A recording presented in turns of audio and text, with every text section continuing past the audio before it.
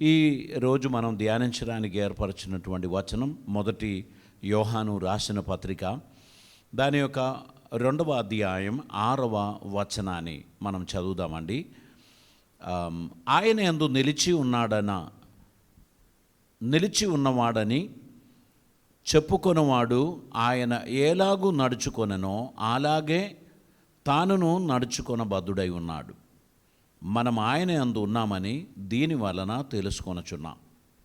పరిశుద్ధ వాక్యములో అపోస్తలుడైన యోహాను గారు రాసిన ఈ మొదటి పత్రిక దాని 2వ అధ్యాయంలో 5వ వచనం, ఆయన వాక్యము ఎవడు గైకొనునో వానిలో దేవుని ప్రేమ నిజముగా పరిపూర్ణమాయెను. దేవుని వాక్యం గైకొను వారిలో, దేవునికి విధేయత చూపించు వారిలో దేవుని ప్రేమ నిజముగా పరిపూర్ణమాయను అనే అంశాన్ని పోయిన వారం మనం ధ్యానించడం జరిగింది. ఈరోజు ఆయన యందు నిలిచి ఉన్నవాడనని చెప్పుకొనవాడు ఆయన ఎలాగూ నడుచుకొననో అలాగే తానును నడుచుకొనబద్ధుడై ఉన్నాడు. మనం ఆయన యందు ఉన్నామని దీని వలన తెలుసుకొనుచున్నాం. దేవుని యందు నివసించటం అవి ఎలా సాధ్యం? దేవుడు మన యందు నివసించటం అది ఎలా సాధ్యం అనేటువంటి ప్రశ్న అనేకులలో ఉండొచ్చు. దేవుడు మనలో నివసించడానికి దేవుడు చెప్పిన కొన్ని మార్గాలే దానిని మనం గమనించాల్సినటువంటి అవసరం ఉంది. దేవుడు మనలో నివసించటం లేక మనం దేవునిలో నివసించటం అనేటువంటిది ఒక అద్భుతమైన కార్యం. యేసు ప్రభు ఈ లోకంలో సంచరించిన దినాలలో ఆయన తన శిష్యులతో మాట్లాడుచు ఈ మాటను చాలా స్పష్టంగా తెలియపరిచారు. మనం యోహాను సువార్త దాని 14వ అధ్యాయం 20వ వచనాన్ని మనం చదువుతున్నటువంటి సమయంలో ప్రభు తన శిష్యులతో మాట్లాడినటువంటి మాట అక్కడ మనం చూస్తూ ఉన్నాం. యోహాను సువార్త 14వ అధ్యాయం 20వ వచనం, నేను నా తండ్రి అందును మీరు నా యందును నేను మీ అందును ఉన్నామని ఆ దినమున మీరు ఎరుగుదురు. నా ఆజ్ఞలను అంగీకరించి వాటిని గైకొను వాడే నన్ను ప్రేమించువాడు. నన్ను ప్రేమించువాడు నా తండ్రి వలన ప్రేమింపబడును. నేనును వానిని ప్రేమించి వానికి నన్ను కనపరచుకొందును అని చెప్పాను. ఇక్కడ ప్రభు చెప్పుచున్నాడు, నేను తండ్రి యందున్నాను, మీరు నా యందున్నారు, నేను మీ యందు ఉన్నానని ఆ దినమున మీరు ఎరుగుదురు. దాని ఎక్స్ప్లెనేషన్ ప్రభు ఎలా ఇచ్చారు అంటే, నా వాక్యమును గైకొనువాడు నన్ను ప్రేమించువాడు, నేను ఆయన యందు నివసించదను అని ప్రభు చెప్పాడు. ప్రభు నందు మనం ఉండడం, మన యందు ప్రభు ఉండడం ఇవి సాధ్యమా? ఇప్పుడు ఒక ఐరన్ పీస్ మనం తీసుకున్నాం. ఆ ఐరన్ తీసుకొని దాన్ని మనం నిప్పులో వేసామనుకోండి, కొద్ది నిమిషాలకు ఆ ఐరన్ పీసు ఆరెంజ్ కలర్లోకి మారుతుంది. అప్పుడు అందులో ఆ బ్లాక్నెస్ ఏమీ కనిపించదు. సేమ్ టైం అది ఐరన్గానే ఉన్నది. ఇది నిప్పుగా మారిన ఐరన్, అందులో నిప్పు ఉన్నది, ఆ నిప్పులో ఐరన్ ఉన్నది, దాన్ని విడదీయడానికి వీల్లేదు. నేను దేవునిలో ఉన్నాను అని చెప్పడంలో దేవుని వాక్యం నేను పాటించువాడనైతే, దేవుని చిత్తం నేను నెరవేర్చువాడనైతే, దేవుడు ఆత్మస్వరూపి గనుక ఆయన నా యందు నివసిస్తాడు. ఆయన వాక్యం ఎక్కడ ఉన్నదో అక్కడ దేవుడు ఉన్నాడు. దేవుని వాక్యం మనలో నిలిచి ఉన్న ఎడల మనం వాక్యానుసారంగా నడవడానికి, జీవించడానికి తగిన కృప దేవుడు మనకు అనుగ్రహిస్తాడు. దైవ చిత్తం మన జీవితంలో నెరవేరడానికి తగినట్లు మనలని దేవునికి ప్రీతికరమైనటువంటి స్థితిలో మనం సమర్పించినట్లయితే దేవుడు మన యందు నివసిస్తాడు. ఆయన వాక్యమును ఎంతగా మనం శ్రద్ధగా గాయకొందుమో అంతగా దేవుడు ప్రభావితంగా మనలో నివసించడానికి, నిలిచి ఉండడానికి ఆయన ప్రయత్నం చేస్తాడు. ఇక్కడ పరిశుద్ధాత్మ ద్వారా మనము దేవుని వాక్యంలో నిలిచి ఉండగలం అనేటువంటి సత్యాన్ని మనకు ఇక్కడ తెలియపరుస్తున్నారు. ఇంకా మనం యోహాను సువార్త 17వ అధ్యాయం దాని 23వ వచనాన్ని మనం చదివినట్లయితే అక్కడ వారి యందు నేనును నా యందు నీవును ఉండుట వలన వారు సంపూర్ణులుగా చేయబడి ఏకముగా ఉన్నందున నీవు నన్ను పంపితివనియు నీవు నన్ను ప్రేమించినట్టే వారిని కూడా ప్రేమించితివి అనియు లోకం తెలుసుకొనున్నట్లు నాకు అనుగ్రహించిన మహిమను వారికి ఇచ్చి తిని. ఇక్కడ ప్రభు ఏమంటున్నారంటే, తండ్రి నేను నీవు ఏకమై ఉన్నట్లు వారు మన యందు ఏకమై ఉండవలనని వారి కొరకు నేను ప్రార్థించుచున్నాను. వారి కొరకు మాత్రమే కాదు, వారి వాక్యము వలన నా యందు విశ్వాసము ఉంచువారు అందరి కొరకు నేను ప్రార్థించుచున్నాను. అలనాడు 12 మంది శిష్యుల కొరకు ప్రభు ప్రార్థించారు. ఆ 12 మంది శిష్యులు వాక్యాన్ని లోకానికి పరిచయం చేశారు. ఆ వాక్యాన్ని తరతరాలుగా మనం వినుకుంటూ వస్తున్నాం. ఇప్పుడు ఈ నూతన తరంలో మనమందరము దేవుని వాక్యాన్ని వినచ్చు, దేవుని అడుగుజాడలో నడవడానికి ప్రయత్నం చేస్తున్నప్పుడు తండ్రితో అలనాడు ప్రభు చేసిన ప్రార్థన అది అన్వర్థం అవుతుంది, అది సారవంతం అవుతుంది. ఏంటంటే, నీవు నన్ను పంపితివి అని లోకం నమ్మినట్లు, నీవు నన్ను లోకానికి పంపావు అని లోకం నమ్మినట్లు, తండ్రి నాయందు నీవును నీయందు నేనును ఉన్నలాగున వారును మనయందు ఏకమై ఉండవలనని వారి కొరకు నేను ప్రార్థించుచున్నాను. వారి కొరకు మాత్రమే నేను ప్రార్థించుటలేదు, వారి వాక్యం వలన నాయందు విశ్వాసం ఉంచి వారందరూ ఏకమై ఉండవలనని వారి కొరకును ప్రార్థించుచున్నాను. మనం ఏకమై ఉన్నలాగున వారును ఏకమై ఉండవలనని నీవు నాకు అనుగ్రహించిన మహిమను నేను వారికి ఇచ్చి తిని. ప్రభు ఈ యొక్క గొప్ప మర్మాన్ని ఇక్కడ తెలియపరుస్తున్నాడు. ఇదొక మిస్టరీ. దేవుడు మనలో ఉన్నాడని, మనం దేవునిలో ఉన్నామని చెప్పడం బాహ్య నేత్రములతో మనుషులు అర్థం చేసుకోలేరు. దేవుడు వారిలో ఉండడం ఏంటండి? కొంతమంది అంటారు వానికి దేవుడు వచ్చాడు అంటే ఏదోదో పిచ్చి పిచ్చిగా చేస్తారన్నమాట. అది కాదు. దేవుడు ఒకరిలోనికి వచ్చాడంటే ఆయనలో డిసిప్లిన్ వస్తుంది, ఆయనలో క్రమం వస్తుంది, ఆయనలో నిజమైన వెలుగు వస్తుంది. అతని మాటలలో కానీ ప్రవర్తనలో కానీ ఒక ప్రత్యేకమైన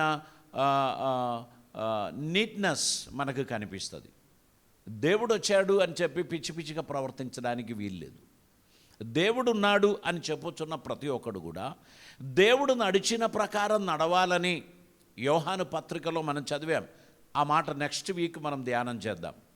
కాబట్టి దేవుడు నడిచిన ప్రకారం లేక దేవుడు ప్రవర్తించిన ప్రకారం మనమందరం ప్రవర్తించడానికి పిలువబడిన వారమై ఉన్నాం. దేవుడు నాలో ఉన్నాడు అని చెప్తే నా క్యారెక్టర్ మారాలి, నా ప్రవర్తన విధానాలు ప్రవర్తన శైలి మారాలి, నా మాటల తీరు మారాలి, నా జీవితంలో ప్రభుని స్వభావాన్ని నేను అడాప్ట్ చేసినటువంటి వ్యక్తిగా ఉండాలి. నేను భయంకరమైన కోపిష్టిగా, నేను మనుషులు తట్టుకోలేని రీతిగా నేను ప్రవర్తించి నాలో దేవుడు ఉన్నాడు అని చెప్తే అది చాలా వింతైన మాట.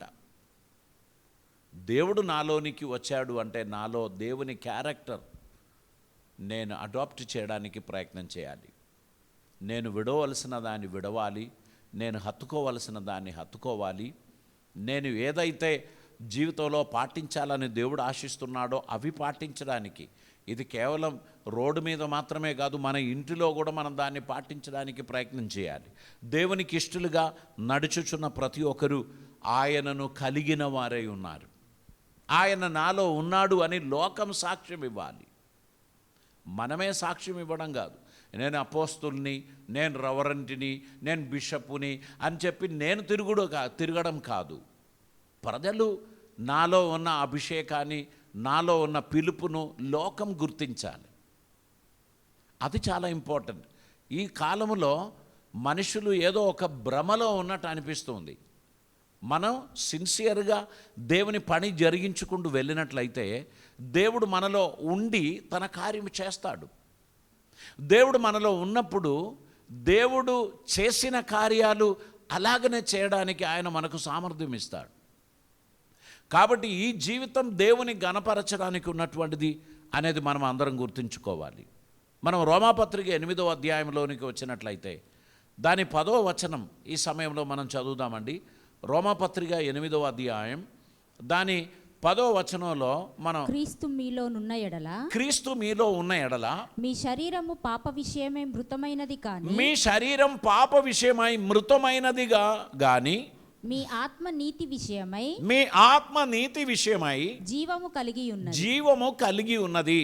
దేవుడు మనలో ఉన్న ఎడల, దేవుడు మీలో ఉన్న ఎడల మీ శరీరం పాప విషయమై మృతమైనదిగా ఉండాలి. నీతి విషయమై జీవము కలిగి ఉండాలి. దేవుడు నాలో ఉన్నాడు అని చెప్తూ నేను ఇంకా పాపములోనే ఆ బురదలోనే తిరుగుచున్నాను అంటే దేవుడు నిజంగా నాలో లేడు.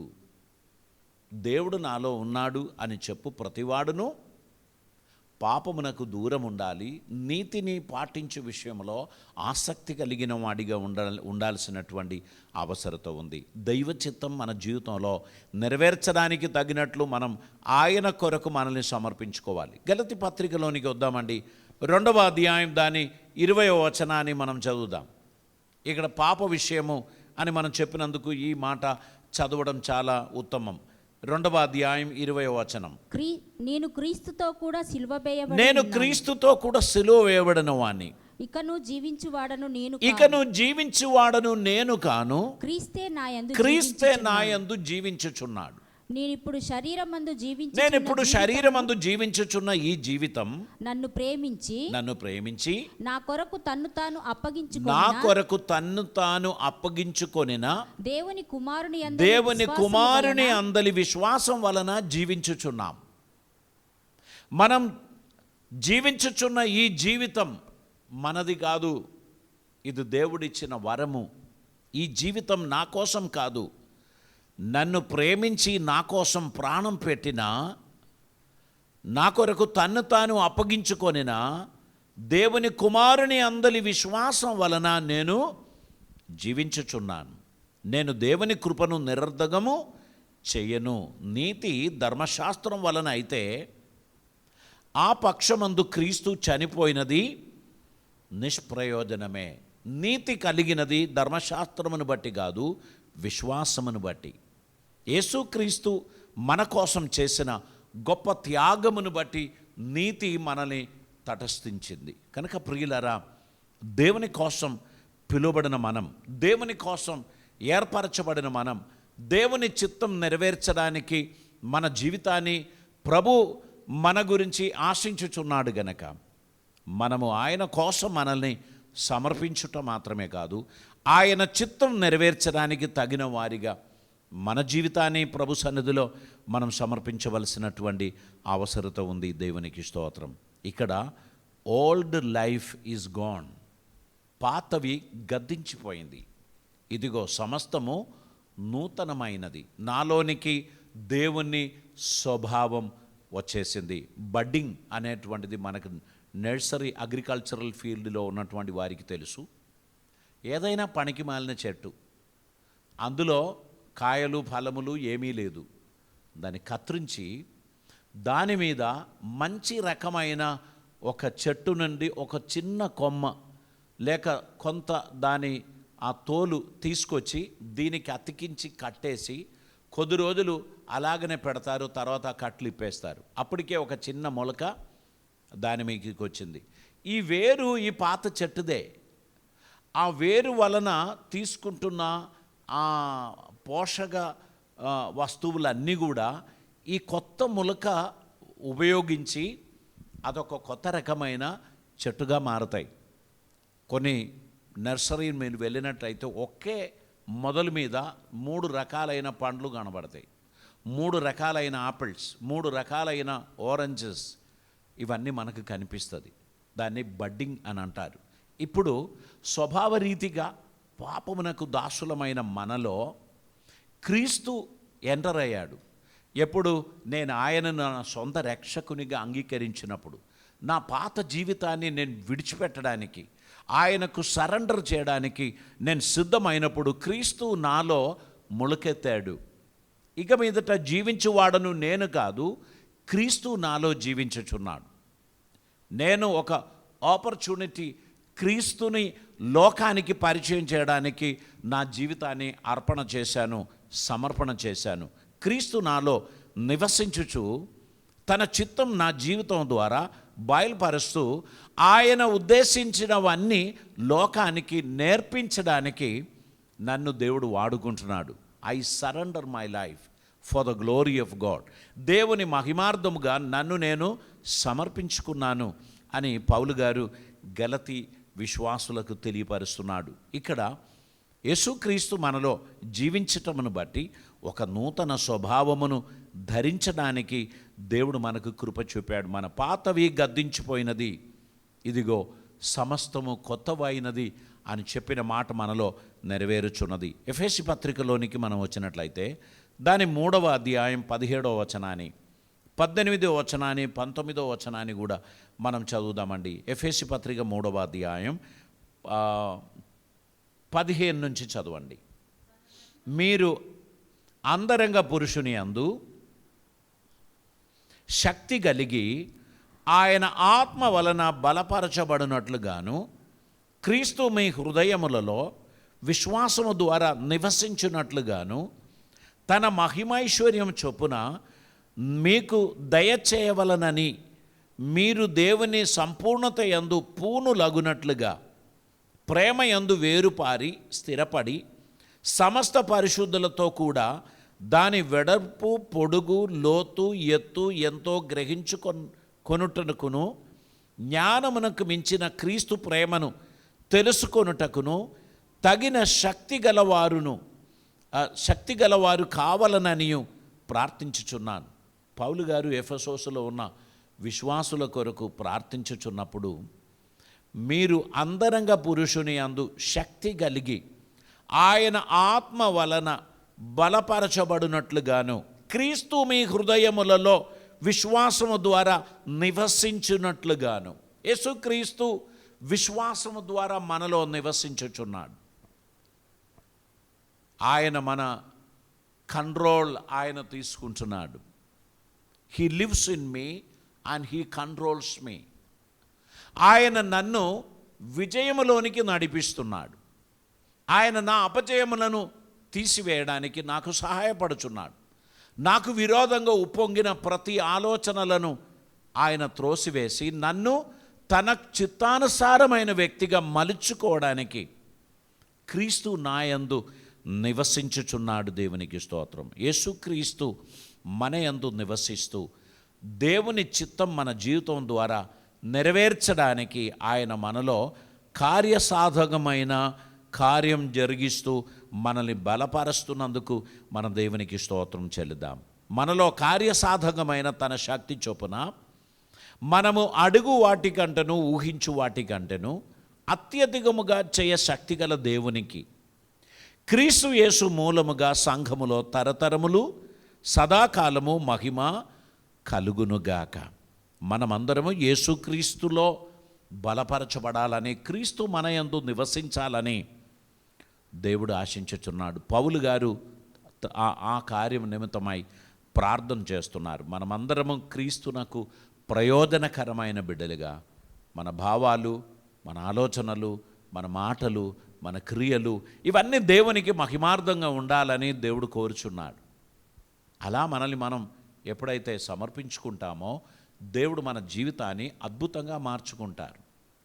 దేవునికి ప్రయోజనకరమైన బిడ్డలుగా మనలని ఆయన రూపొందింపచేసి మన జీవితం ద్వారా అనేకులకు ప్రయోజనకరంగా మనం ఉండడానికి దేవుడు మనల్ని వాడుకుంటాడు. క్రీస్తుకు రాయబారులుగా క్రీస్తు క్యారెక్టర్ను లోకంలో పరిచయం చేయడానికి మనల్ని దేవుడు ఎన్నుకున్నాడు. మనలో ఎంతమంది సంపూర్ణంగా దేవుని కొరకు సమర్పిస్తారో వారి ద్వారా దేవుడు తన నామాన్ని మహిమపరచుకుంటారు. మనలో ఎంతమంది ఆయన కార్యములను నిర్లక్ష్యం చేస్తారో, మనలో ఎంతమంది ఆయన మాటలను నిర్లక్ష్యం చేస్తారో మనం ఆయనను అవమానపరచినటువంటి వారిగా మారుతాం.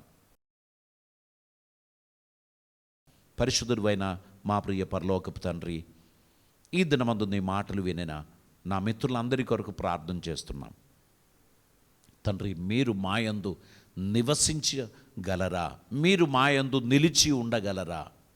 అవును, ఉండగలరు అని నీ వాక్యము నుండి ఈరోజు మేము ధ్యానించాం. చాలా కాలం నిన్ను దూరముగా ఉంచి మేము వ్యక్తిగతంగా స్వయంగా పరిగెత్తాం. మా పొరపాట్లను ఒప్పుకుంటున్నాం, మీ సన్నిధికి వస్తున్నాం. కరుణించు ప్రభువా, క్షమించు ప్రభువా, చేరదీసి ఆశీర్వదించు ప్రభువా. మీ చిత్తం లోకములో నెరవేర్చడానికి ఇదిగో మమ్మను మేము సమర్పిస్తున్నాం. ఈ దినం మొదలుకొని మాతో నివసించి మమ్మను జయోత్సవంగా నడిపించమని ప్రార్థిస్తున్నాం. నీ కృపలతో నీ బిడ్డలను నింపుమని, అద్భుత కార్యములు జరిగించమని, నీ సన్నిధి ప్రసాదించమని మేమందరం కలిసి మీ చిత్తము లోకములో నెరవేర్చు బిడ్డలుగా ఉండినట్లు సహాయం చేయమని, కృపలతో నింపుమని, అద్భుత కార్యములు మా జీవితంలో జరిగించమని, నీవే మహిమ పొందమని, ఓడిపోయిన వారిలో కాదు విజయం పొందిన వారితో కలిసి గంతులు వేసి సంతోషించే ధన్యత మాకు దయచేయమని, ఈ వాక్యం వినుచున్న ప్రతి ఒక్కరిని ఆశీర్వదించమని, వారిలో ఉన్న ఓటమిని క్షమించి నీ కృప ద్వారా వారి విజయం పొందడానికి తగినట్లు వారిని ఆశీర్వదించి నడిపించి నువ్వు మహిమ పొందమని, అద్భుత కార్యములు మా జీవితంలో జరిగించమని యేసయ్య పవిత్ర నామమున అడిగి ప్రార్థిస్తూ ఉంటున్నాం పరమ తండ్రి. ఆమేన్.